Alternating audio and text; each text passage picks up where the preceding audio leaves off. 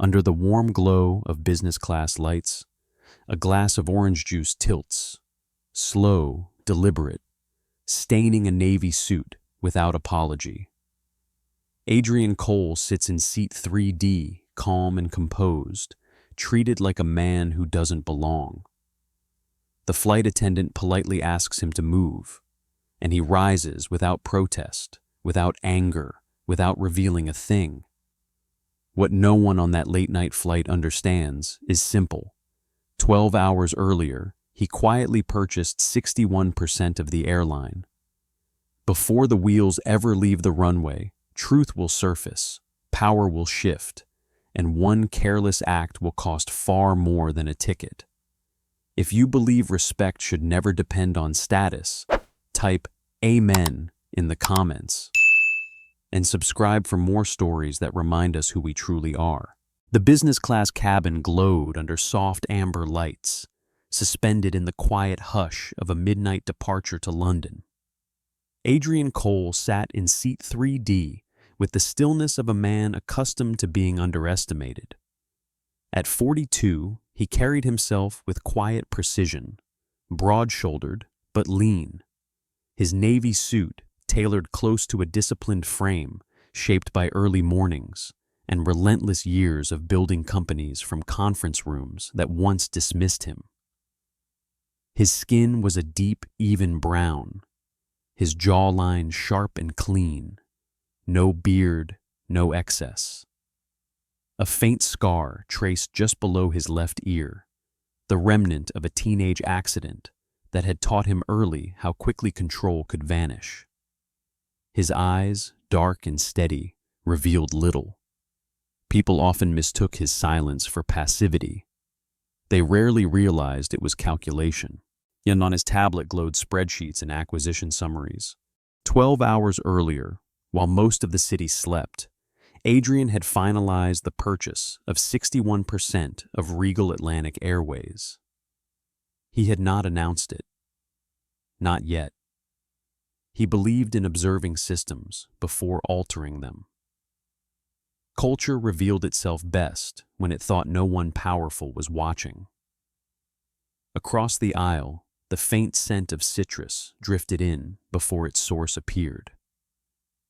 Victoria Langford entered business class with the smooth entitlement of someone raised inside rooms where doors opened before she knocked. She was in her late 30s, tall and slender in a structured cream dress that skimmed her figure without softness. Her blonde hair fell in deliberate waves to her shoulders, glossed and unmoving. Diamonds clasped her wrist and throat, not gaudy, but unmistakably expensive. Her posture was erect, chin slightly elevated, and as if gravity itself owed her courtesy. Victoria had grown up in private schools and legacy expectations. Her confidence was not loud, it was habitual. She had rarely been told no in any room that mattered. She paused when she saw Adrian seated in 3D. There was a flicker, subtle but sharp, in her pale blue eyes. Assessment. Dismissal. Behind her stood Daniel Langford, her husband, a man of medium height with sandy hair, already thinning at the temples. He wore a tailored charcoal suit and carried himself with the polite stiffness of someone accustomed to orbiting stronger personalities. Daniel's face was pleasant but unremarkable, clean-shaven, narrow lips pressed in a line that suggested he preferred compromise over confrontation. Years in corporate finance had trained him to preserve appearances at all costs. Conflict unsettled him. Reputation mattered more than truth. Victoria stepped forward. "I believe this seat is ours," she said, voice smooth, controlled, it carrying just enough volume for nearby passengers to register importance. Adrian looked up slowly. His expression did not change. "This is 3D," he replied calmly. "My boarding pass confirms it." Emily Harper, the flight attendant assigned to business class, approached at that moment. She was 28, with chestnut hair pulled into a neat low bun and warm brown eyes that usually soften tense situations. Her uniform was immaculate, navy with a silk scarf tied precisely at her neck. Emily had grown up in a small Midwest town where politeness was survival and confrontation was discouraged. She had learned early to smooth over friction, to keep peace even when peace required silence. Her supervisors often praised her customer sensitivity. She took pride in it. Tonight, that instinct would be tested. Victoria gave a short laugh, not amused, but incredulous. There must be some mistake. Emily checked her handheld device. The screen clearly displayed Adrian Cole, seat 3D. It confirmed and paid in full. It appears Mr. Cole is assigned to 3D, Emily said carefully.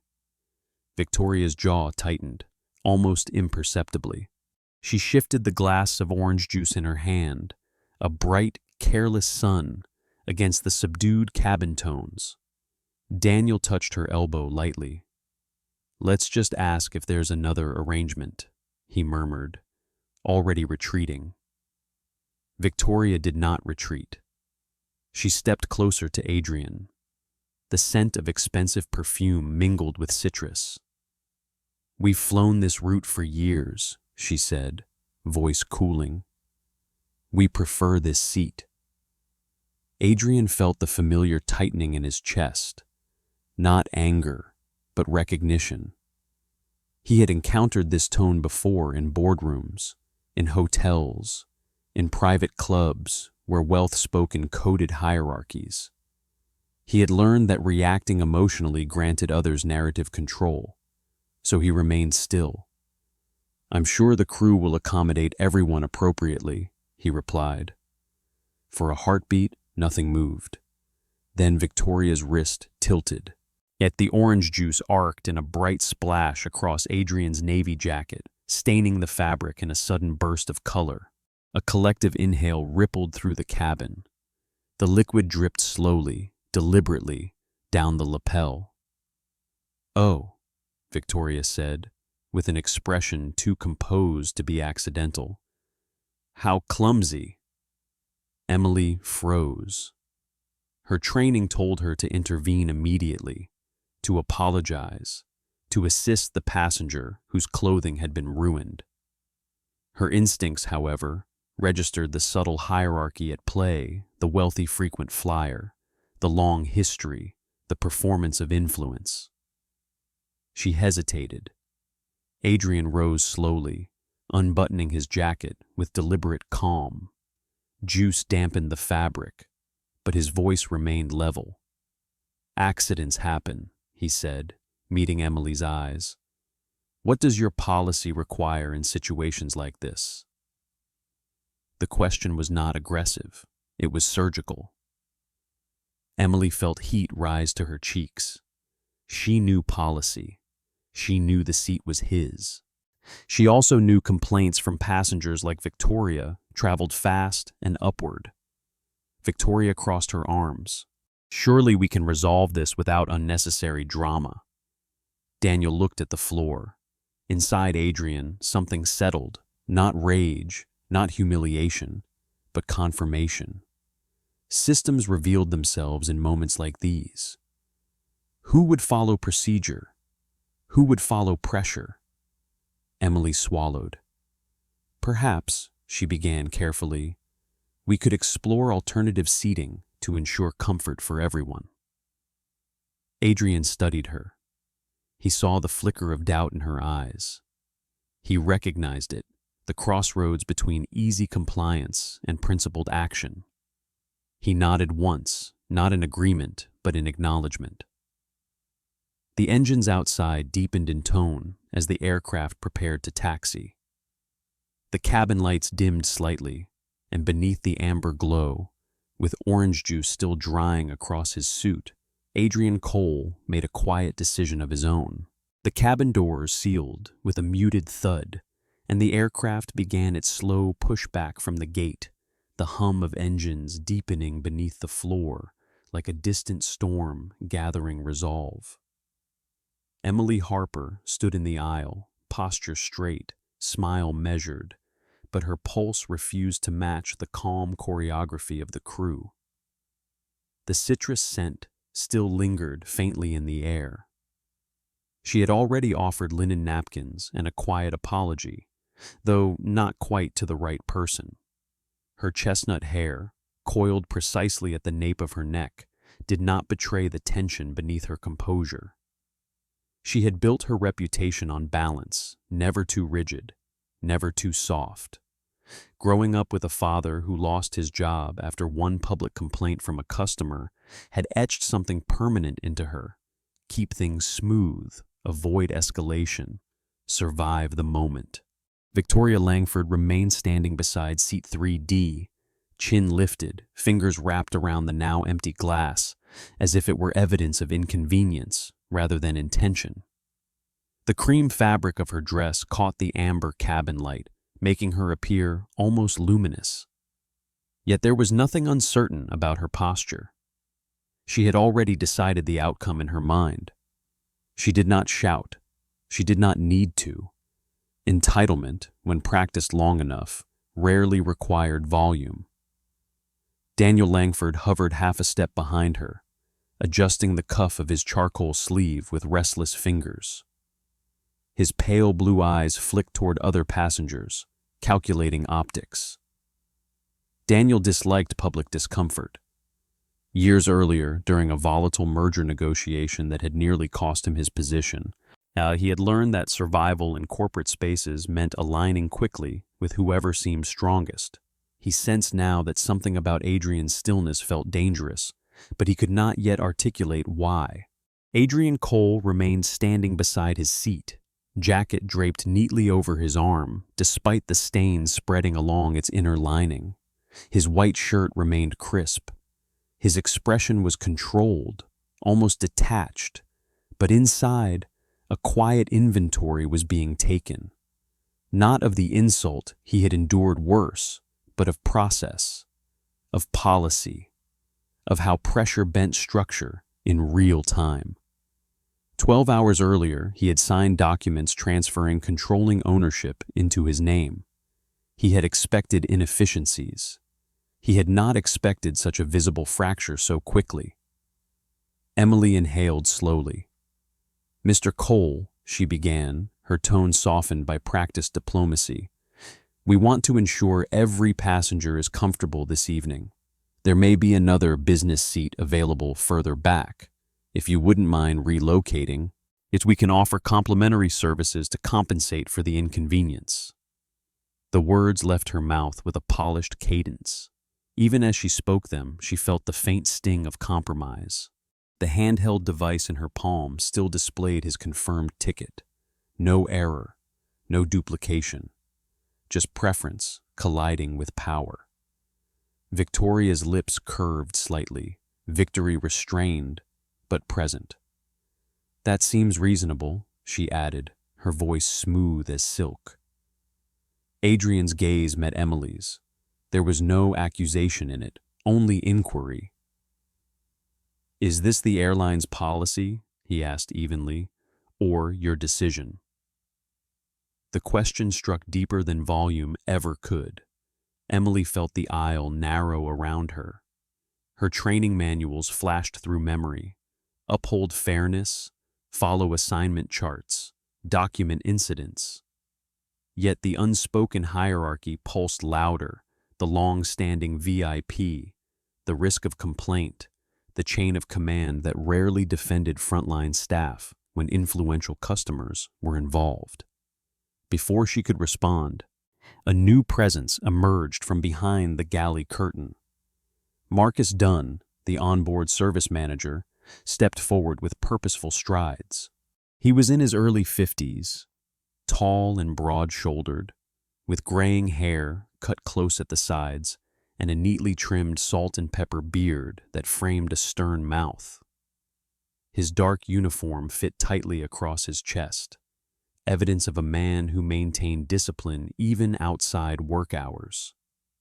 Years ago, during a severe turbulence incident, that injured several passengers, Marcus had taken personal responsibility for coordinating emergency response. The event had hardened him. Procedure became sacred afterward.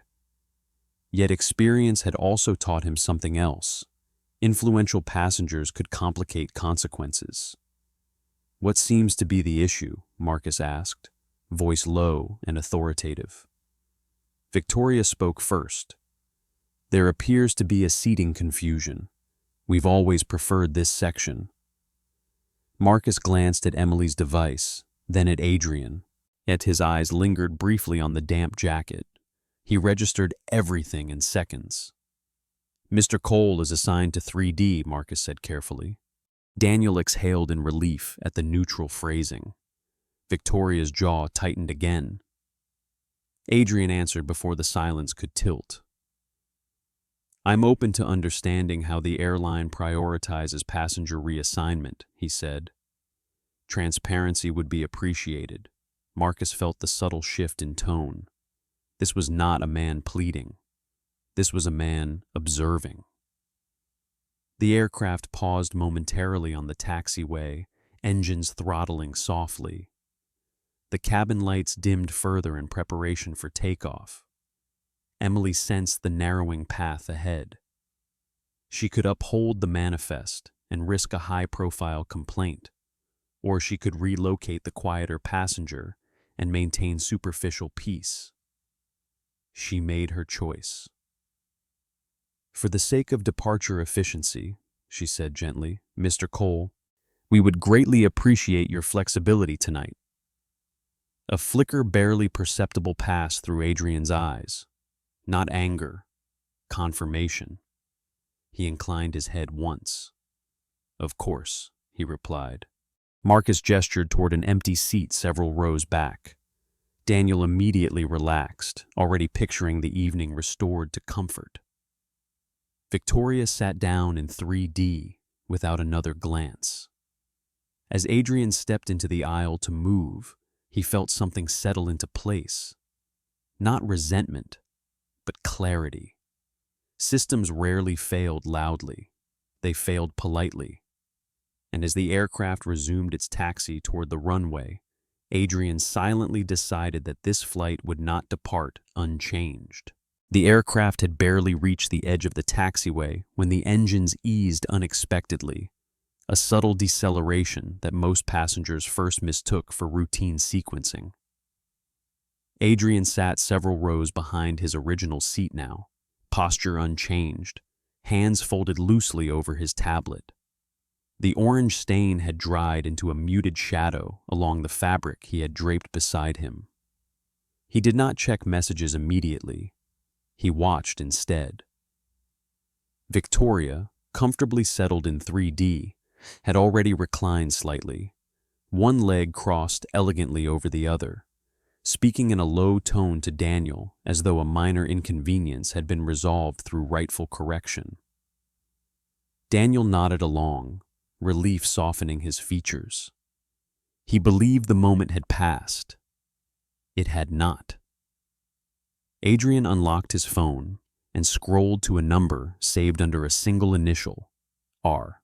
After the call connected on the second ring, on the other end was Raymond Hale, chairman of the board of Regal Atlantic Airways.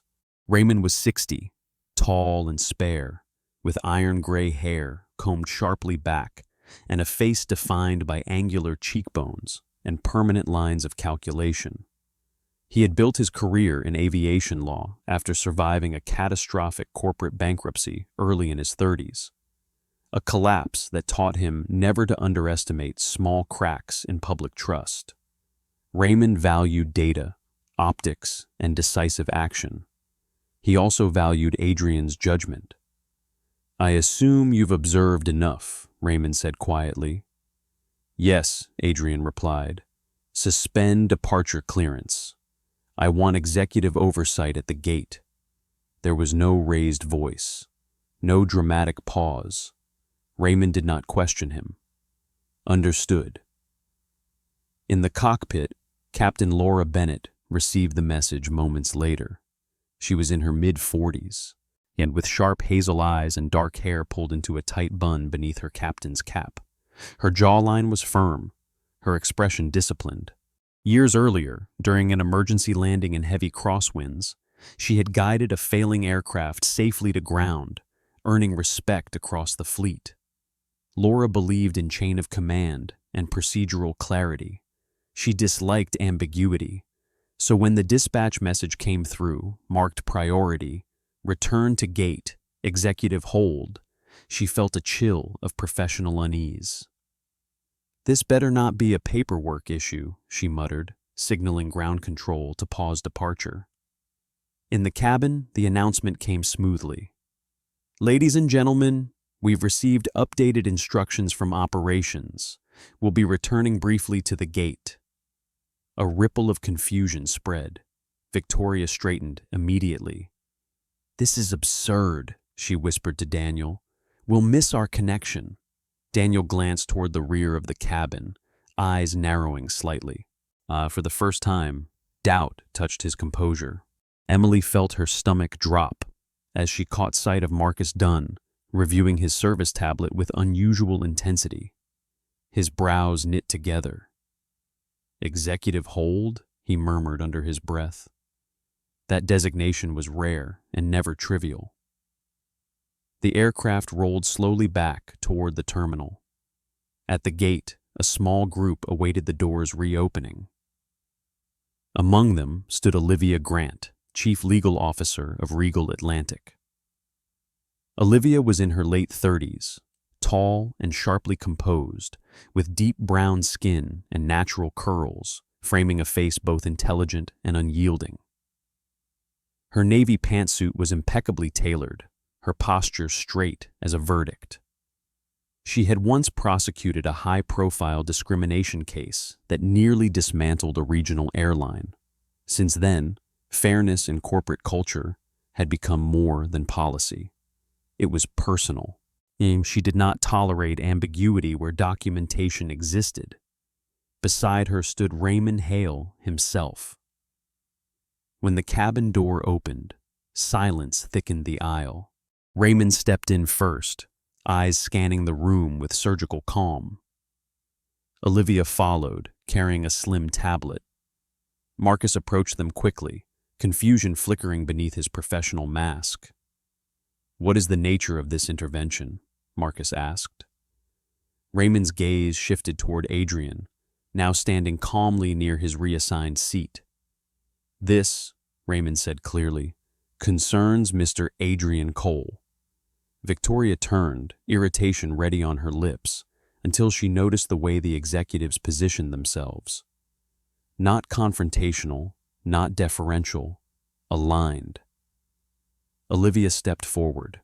"For clarity," she announced in a steady voice that carried across the cabin, "Mr. Cole finalized acquisition of 61% controlling interest in Regal Atlantic Airways 12 hours ago. He is now the majority owner." The words landed heavier than turbulence. At Victoria's face drained of color. Daniel's mouth parted slightly, calculations collapsing behind his eyes. Emily felt a cold current race down her spine as every hesitation replayed in memory. Olivia tapped her screen. "Cabin security footage has been reviewed." She rotated the display briefly toward Marcus and Raymond. The recording was unmistakable. The deliberate tilt of Victoria's wrist, the arc of orange liquid, the unbroken eye contact. No accident. No misunderstanding. Captain Bennett entered the cabin from the cockpit, posture rigid. She absorbed the scene quickly. Her eyes met Adrian's with professional recognition, not of status alone, but of gravity. Adrian stepped forward at last. His voice remained even. "This is not about personal offense," he said. "It is about operational integrity. We cannot claim premium service while tolerating selective enforcement." No one interrupted him.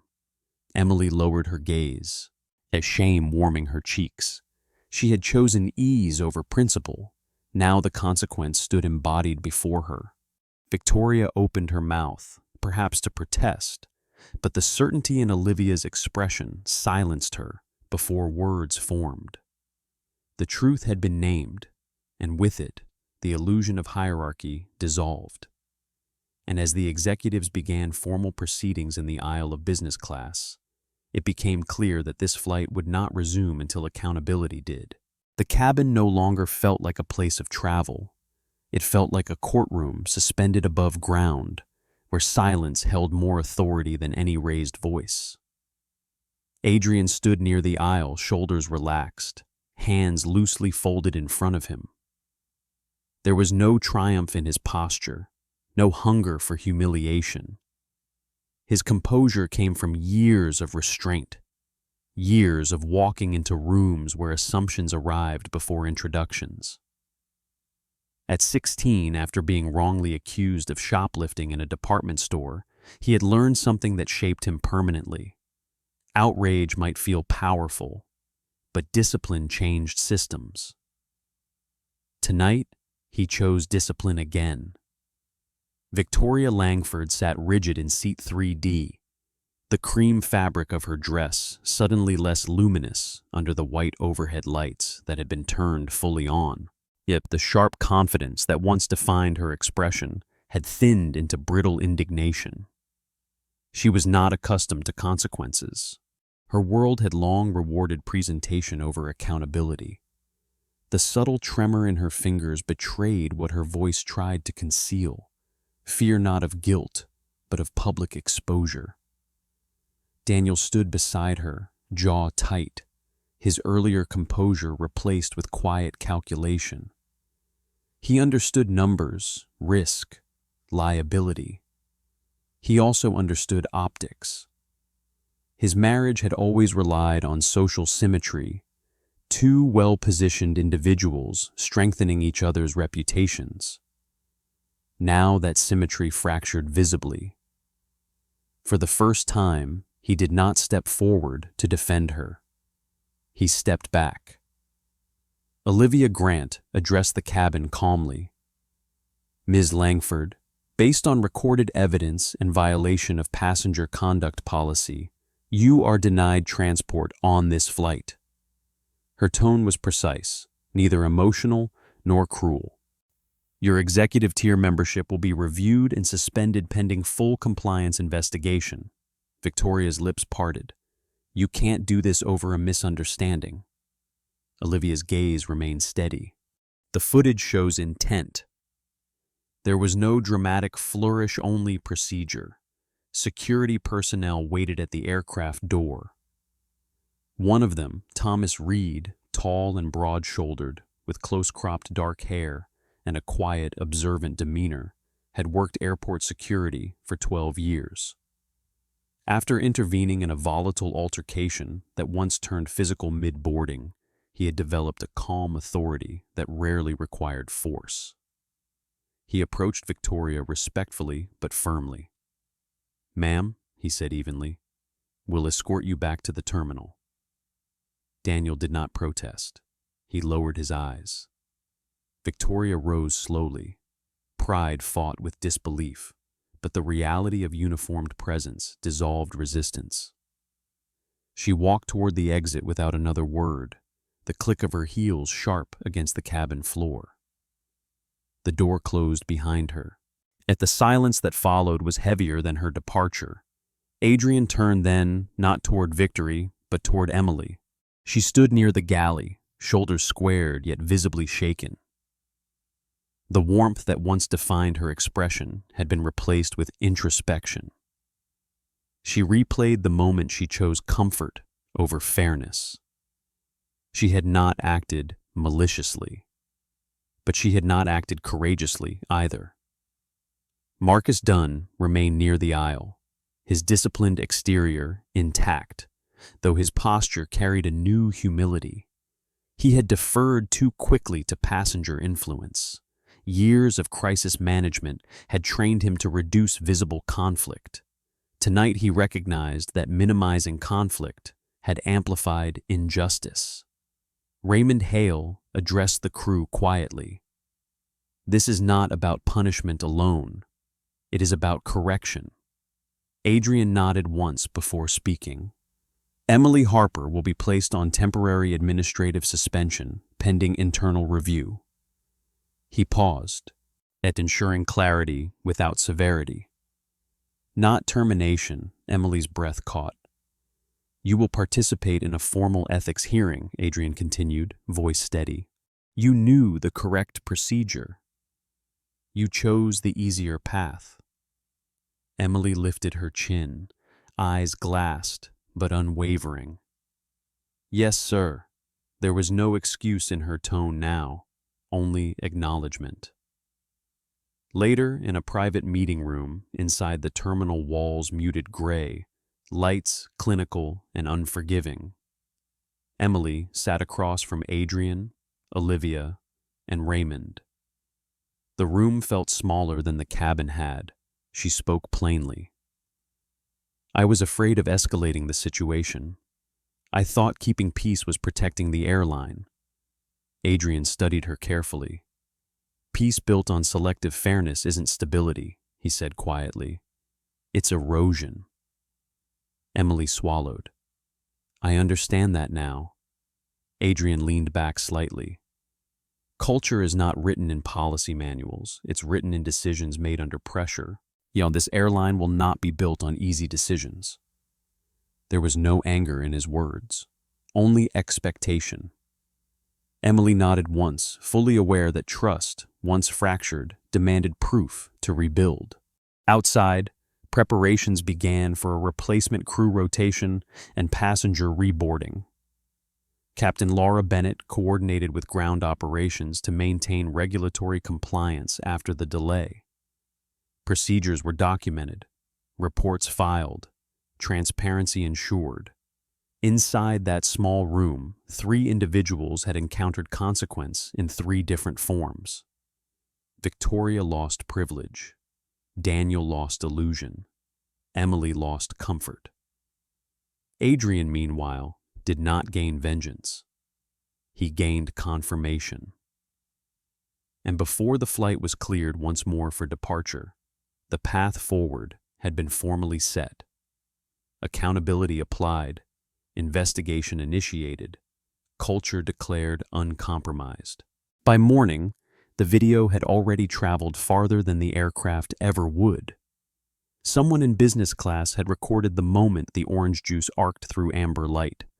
Another had captured the announcement at the gate. By the time Flight RA217 finally departed with a replacement crew, fragments of the incident were stitched together across social media feeds, framed by captions that ranged from outrage to disbelief. The hashtag #Seat3D trended before noon. Victoria Langford woke in her Upper East Side townhouse to the sound of her phone vibrating endlessly against marble. Sunlight filtered through tall windows, illuminating the pale silk curtains that had once framed brunches and charity planning sessions. She sat upright in bed, blonde hair unbrushed and heavy around her shoulders, and opened the first message. Then the second. Then the 10th. Her face appeared frozen in a still image pulled from the cabin footage, wrist tilted, juice mid-air, expression composed. The internet had slowed the moment enough to make intention undeniable. Victoria had built her identity on perception. Charity galas, foundation boards, invitations embossed in gold script. She was known for her poise, for her ability to command a room without raising her voice. Now that same composure looked cruel in replay. By noon, the Harrington Children's Foundation, where she had served as vice chair, released a short public statement. The director, Margaret Ellison, a silver-haired woman in her 60s, with a soft but unwavering demeanor shaped by decades in nonprofit leadership, wrote that the organization was reviewing Ms. Langford's role in light of recent conduct inconsistent with our values. Margaret had once defended Victoria during a minor public dispute, believing in private correction over public embarrassment. This time, she chose distance. Daniel Langford watched the news unfold from his office, jaw clenched. His assistant, pale and tight-lipped, avoided eye contact as colleagues' whispers slipped through glass partitions. Daniel had spent years cultivating an image of strategic composure. But the board he reported to valued discretion above all. By late afternoon, his supervisor, Gregory Miles, a stern man with sharp features and a habit of steepling his fingers when delivering unpleasant decisions, requested a temporary leave of absence pending reputational assessment. Gregory had survived a scandal early in his career that nearly ended him. Since then, he severed liabilities quickly. Daniel signed the leave form without argument. Survival instinct remained his strongest trait. Victoria, meanwhile, attempted damage control. She contacted her publicist, Lena Morales. It's a sharp-eyed woman in her early 40s with dark bobbed hair and a voice that rarely wavered under pressure. Lena had built a career rehabilitating tarnished images, but even she understood momentum when she saw it. "We can issue a statement," Lena said calmly over speakerphone, "but the footage speaks louder than narrative." Victoria stared at her reflection in the mirror. For the first time, she saw not authority, but exposure. "It was taken out of context," she insisted, though her tone lacked conviction. "Context doesn't survive viral loops," Lena replied. Within 48 hours, 3 charity boards suspended her participation. Invitations that once arrived weekly stopped entirely. Text messages from friends thinned to silence. The social circles that once revolved around exclusivity now revolved away from controversy. Victoria was not arrested. She was not sued. No legal charge followed. But in her world, reputation functioned as currency. And currency, once devalued, rarely regained original worth. Across the Atlantic, Adrian Cole landed in London under a gray morning sky. He wore a new navy jacket, crisp, unmarked, indistinguishable from the last, except for the absence of stain. Seat 3D had been reassigned to him formally this time. No one questioned it. The crew on this flight moved with deliberate professionalism, aware of scrutiny yet grounded in renewed clarity. Emily Harper returned to duty 2 weeks later. The retraining program had been rigorous ethics simulations, policy drills, scenario accountability.